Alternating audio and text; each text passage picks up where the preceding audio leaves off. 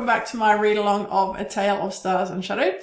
Today we are up to chapter 28, so let's jump into it. Once the rains hit, we're all pretty much housebound until they end, human and winged folk alike. Nobody goes out unless they have to. Nothing lighter than a drizzle for days on end. It's the reason I never became a fisherman, Andros Ty told her as they shared a cup of carby one particularly humid afternoon.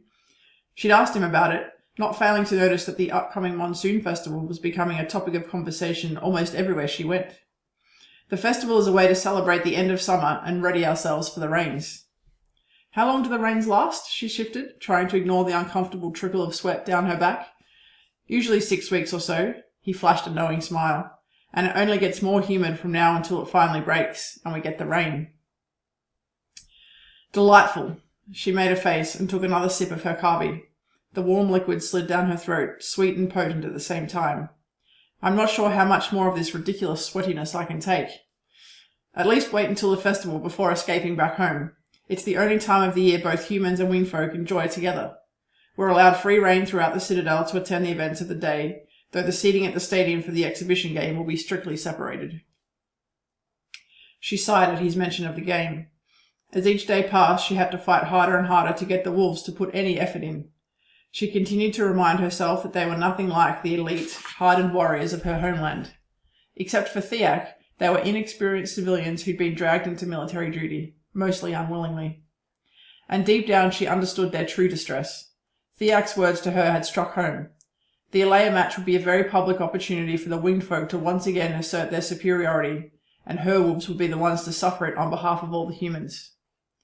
But if she believed Theak and the Shadowhawk, winning the game unexpectedly would have equally bad consequences for the wolves.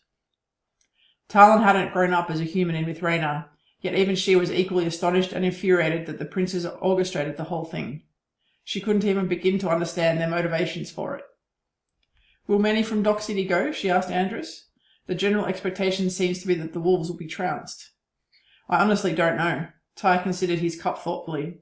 People like the idea of the wolves. Your wall run each morning gets more spectators every day. But probably not. Few will want a front row seat to a display of humans being trounced by wingfolk at a game we all enjoy. I don't blame them, she said softly. And she meant it. When Talyn took a walk late one evening a few days later, part of a habitual routine she'd established to ensure she knew her way around every inch of the palace, the sound of sparring caught her attention. Following the grunts and clangs of metal on metal, she exited a closed corridor and emerged into an open-air balcony. Below, a unit of falcons lined the perimeter of a drill yard, watching two combatants sparring. The two elder princes. Interested, she stopped to watch the fight from above, eyes widening in surprise. It felt like forever since she'd witnessed the caliber of fighting skill that had been so commonplace back home. But Mithranar and Azralan could make a case for joining the Caledon. They fought with real blades, displaying a skill that could only have been achieved from years of practice.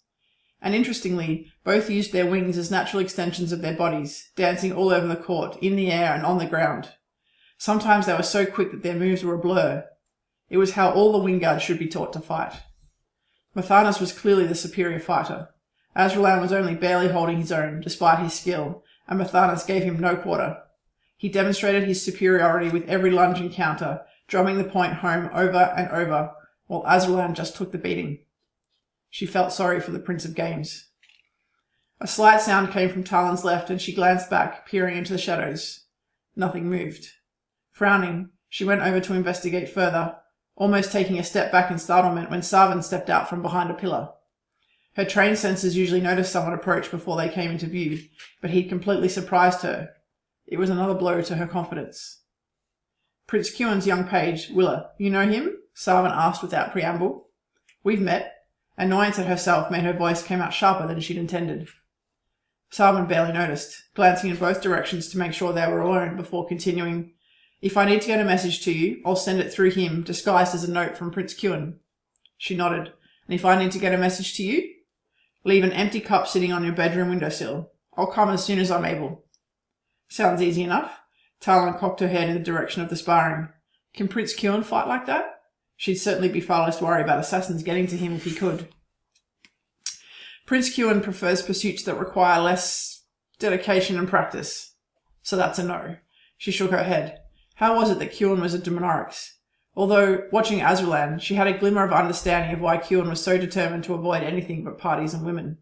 Maybe it was his brother's overwhelming need to be the dominant one he was trying to stay away from. It certainly didn't look fun for Azralan. Savin didn't linger any longer, nodding his head before vanishing into the growing shadows of the evening. Talyn returned to peer down into the drill yard, but the princes had finished sparring and were already winging away, their falcon guards close behind. Senses even more alert since Savin's surprise appearance. This time she caught the approach from someone above in time to crane her neck upwards. The winged man was framed against the setting sun, and despite squinting, she couldn't make out his features. "Good evening, Captain." Kewin's voice was musical on the night air as he spiraled down to land in front of her. "What brings you here?" "Prince Kewin," she greeted him politely. "I just happened across your brother's sparring. They're very good." Kewin chuckled. "Yes, though I can't say I understand what fascinates them so much about poking a sword at each other." "There are some good uses to which a sword can be put," Talyn noted. "Here we go. You're annoyed with me again," he sighed, rolling his eyes dramatically. I know. You and your men are willing to die to protect me. You take your job seriously and all that. I was just expressing my boredom with the sport of swordplay, Captain. Nothing more. I much prefer a good game of Alea." She frowned. "I assume your brothers told you about inviting the wolves to play against Prince Azralang's wing at the Monsoon Festival." "Your men aren't actually going to play, are they?" His eyes widened in astonishment. "They'll be humiliated."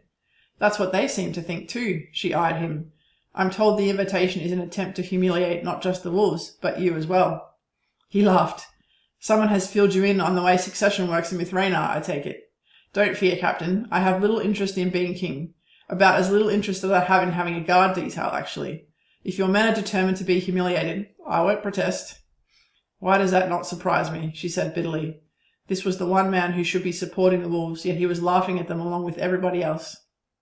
Kewin regarded her oddly.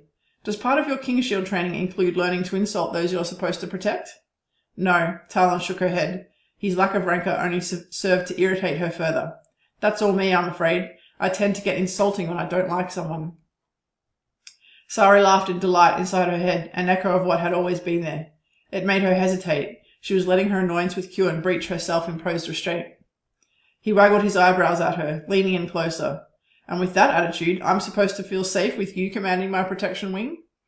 "I wouldn't have thought so. You don't exactly allow us to spend any time guarding you."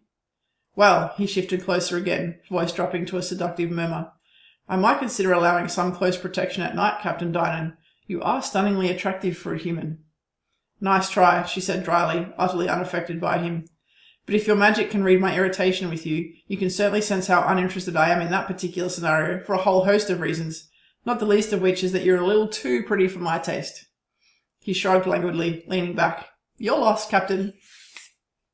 "You're attempting to be funny, I suppose," she said dryly. "Sarcasm," he noted. "Yet you are amused. I can feel it." "Oh, really?" She arched her eyebrows. "And what are you feeling now?"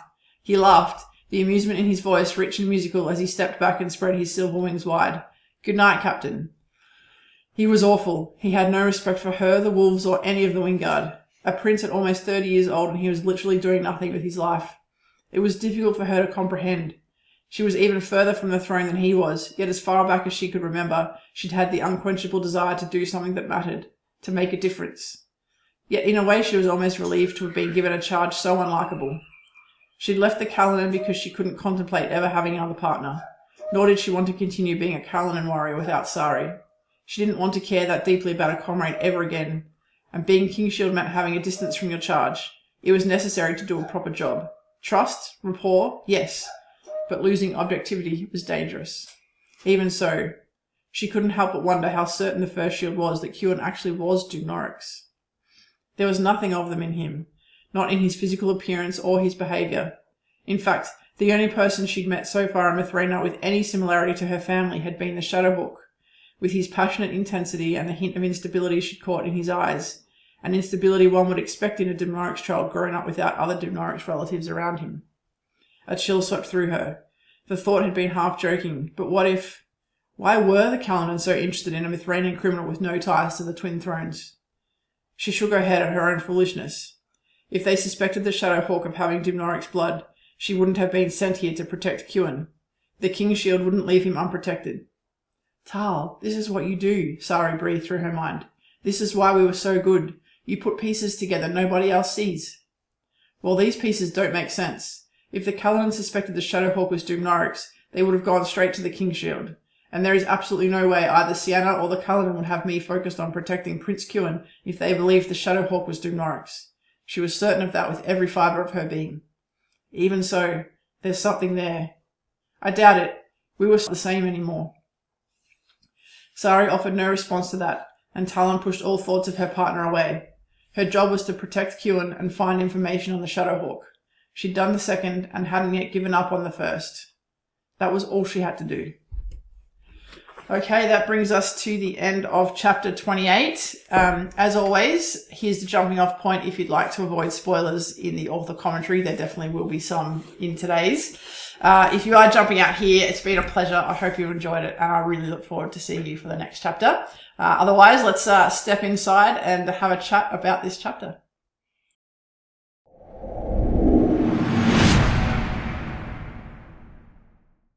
All right, so this chapter, at the end of this chapter, Talyn gets so close to figure out what's going on.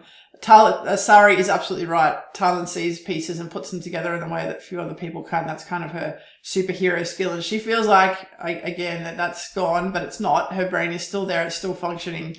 And she's comparing Prince Kewin to what she knows of her family, the Dumnorix, physically. Apart from his luminous green eyes, he looks absolutely nothing like them. He's got blonde hair, not dark hair, etc. And his entire attitude, his demeanor, the way he carries himself, the way he pretends to care nothing about anything, that's absolutely diametrically opposed to how the Dumnorix are. And even Talyn points it out with herself. She has no aspirations of ever being on the throne. She's never been groomed for the throne. She's too far away from it. But she still feels that sense of responsibility to her people. And that's how that in her, it comes out in her joining the Aimsir and then the Caledon and the King Shield, that sense of duty, that sense of giving back to her people. And she doesn't see any of that in Prince Kewin, but she does see that in the Shadowhawk and those engagements they've had, the two of them, those very charged conversations, those kind of chess match conversations. She sees the intensity in him, how much he cares, and that strikes a chord with her because it's exactly how she feels. It's exactly how she's accustomed to what her relatives that she's been around, how they feel, how they behave, and how they act.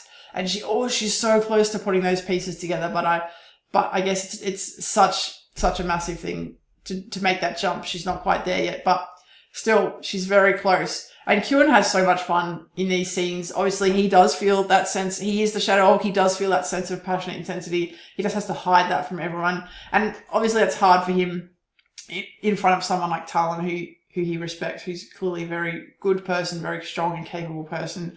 But at the same time, he's clearly having a lot of fun messing with her. He can read every inch of what she's feeling around him, and has even managed to coax some amusement out of her. So he kind of has fun, I think, just trying to push her buttons, and gets a lot of enjoyment from that. We also have the earlier part of the scene where Talyn meets with Savin again. Savin sets up a way for them to communicate. Not a huge amount there, but just kind of setting up future conversations and future interactions between them. But the biggest part was Talyn witnessing Azralan and Mithranar's fight. Now, Mithranar is an incredibly dominant fighter. He's really good at it. He's obviously beating his brother to it within an inch of his life. From what we know of Azralan and what Azralan's ultimate plans are, and that like Kewin, Azralan is using his song magic against everyone in his life to hide who he is and what his true intentions are. How much of that fight is Azralan letting Mithranar win as opposed to genuinely being beaten? Fair question, but there's no doubt that Mithranar is a very capable, competent fighter, a very powerful man with very strong magic, and he's an incredibly intimidating adversary for anyone to have. Again, going back and reading these earlier scenes with Mithranar, and now that I'm writing him in a future book, is a lot of fun for me too. So yeah, chapter 28 is done. Any questions or comments on that, please drop them in the comments below. I'd love to have a chat about it. Otherwise, I really look forward to seeing you in the next chapter, and I hope you're enjoying these. Have a great day, guys.